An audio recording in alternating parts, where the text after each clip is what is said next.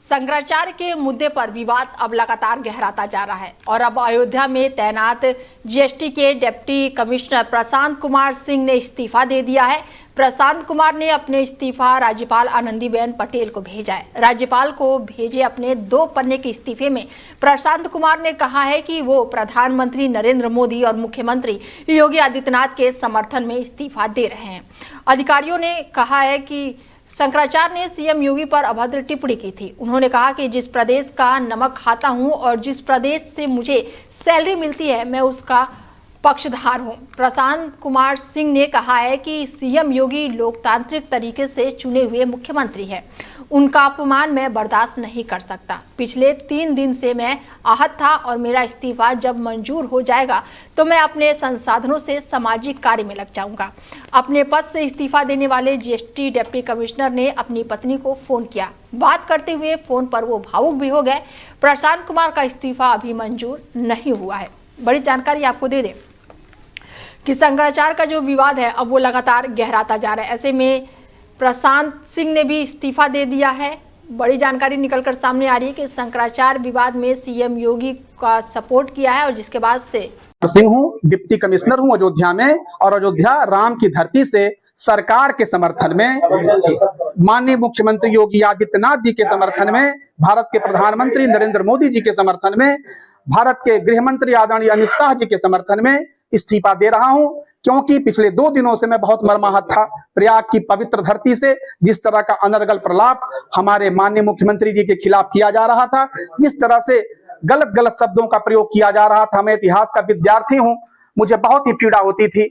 मैं पिछले 2 रातों से सो नहीं पा रहा था। अंत में मैंने निर्णय लिया कि नहीं, जिस प्रदेश ने मुझे 10 साल से पाला पोसा है, मुझे वेतन दिया, मेरे परिवार का लालन पालन हुआ, तो मेरा काम इतना नहीं है कि बस मेरे प्रदेश के मुखिया की, मेरे प्रदेश का, मेरे राष्ट्र का मान सम्मान गिरता रहे और मैं वेतन लेता रहूं और परिवार को पालता रहूं।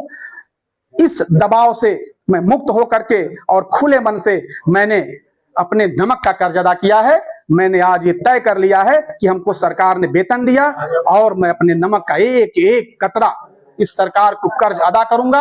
और यदि मेरे मुख्यमंत्री के खिलाफ, मेरे प्रधानमंत्री के खिलाफ, मेरे राष्ट्रपति के खिलाफ बोला जाएगा तो मैं संवैधानिक दायरे में रहते हुए और क्या कर सकता हूं। एक कर्मचारी, एक अधिकारी और क्या कर सकता है इस्तीफा के अलावा, ताकि कम से कम लोग इसको सुनेंगे, इसको समझेंगे, जानेंगे कि हमारे जो राष्ट्र विरोधी लोग हैं, जो संगम की धरती से आदरणीय शंकराचार्य जी ने, आपने कल बयान देखा होगा, कहा कि आइए सरकार से बड़ा पद मैं दे दूंगा। तो इस तरह का बयान देने का क्या आशय है? इस तरह के बयान देने का आशय यही है कि आप इस समाज को तोड़ना चाहते हैं, इस राष्ट्र को विखंडित करना चाहते हैं। सिंह हूं। बता दें कि शंकराचार्य का विवाद जो है वो लगातार गहराता जा रहा है। ऐसे में जीएसटी के डिप्टी कमिश्नर जो है उन्होंने इस्तीफा दे दिया है और इस खबर पर ज्यादा जानकारी के साथ आरपी सिंह अयोध्या से जुड़ चुके हैं हमारे साथ और उनसे जानते हैं कि अब ये विवाद जो है वो लगातार गहराता जा रहा है। क्या कुछ अपडेट है राघवेंद्र जी?